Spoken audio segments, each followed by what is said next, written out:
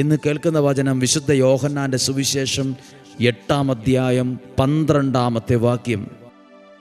യേശു വീണ്ടും അവരോട് പറഞ്ഞു, ഞാൻ ലോകത്തിൻ്റെ പ്രകാശമാണ്.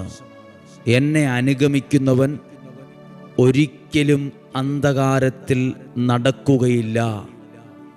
അവന് സാധാരണ പ്രകാശമുണ്ടായിരിക്കുമെന്നല്ല, അവന് ജീവൻ്റെ പ്രകാശമുണ്ടായിരിക്കുന്നു. ജീവൻ്റെ പ്രകാശം അത് സാധാരണ പ്രകാശമല്ല, അത് ദൈവം നൽകുന്ന ഒരനുഗ്രഹത്തിൻ്റെ വെളിച്ചമാണ്. ജീവൻ്റെ വെളിച്ചം, ജീവൻ്റെ വെട്ടം, ജീവൻ്റെ പ്രകാശം നിനക്കുണ്ടായിരിക്കും. നിൻ്റെ കുടുംബത്തിൽ ഈ ജീവൻ്റെ പ്രകാശമുണ്ട്.